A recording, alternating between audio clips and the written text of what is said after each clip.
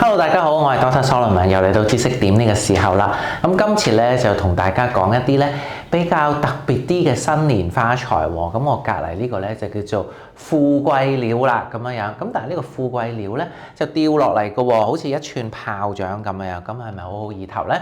好似炮仗咁樣，會向外邊咧不斷咁樣咧爆發出去咁樣嘅。呢個富貴鳥咧，佢咧就係粉紅色嘅。其實咧都有好多唔同嘅顏色嘅喎，不過粉紅色咧就係最多嘅。你要買嗰陣時咧，通常咧我哋咧就會係好似天堂鳥咁樣啦，拎起佢咁啊睇啦。最緊要咧，佢咧係左右咁樣一排嘅。呢啲盒裡面咧就會有一啲咧好似花咁樣嘅。睇唔睇到我呢個拎出嚟咧？我掹斷嘅一個俾你睇啦嚇。有一個咧咁樣嘅爪咁樣喺裏面嘅，每一個盒裏面咧都有幾隻呢啲爪嘅，咁好得意嘅，開咗出嚟咧好似啲龍咁樣啦。呢個係粉紅色嘅。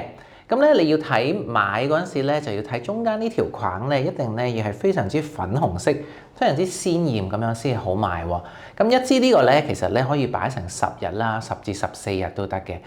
至於你話屋企咁大支點樣擺咧？你就要揾個高樽啦，好似我咁。其實咧1支至2支咧，其實咧個感覺咧已經好靚噶啦。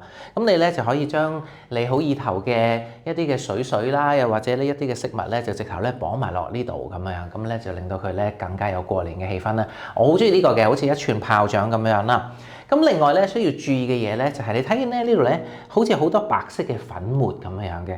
其實咧有呢白色嘅粉末咧係好嘢嚟嘅喎，即係證明咧其實咧佢本身嗰個花自己本身咧都係仲會去生產一啲咁樣嘅粉末咧，令到呢個花咧去 keep 住佢保鮮嘅。反而如果呢個盒咧呢啲位咧黑咗或者啡咗或者乾咗咧，佢就係唔新鮮㗎啦。同埋我哋揾嗰陣時咧，選購嗰陣時咧，記得咧係呢啲盒咧一個都唔好少喎。通常咧就會有2、4、6、8至9個啦。我呢啲好彩啦嚇，有2、4、6、8、10成10幾個嘅。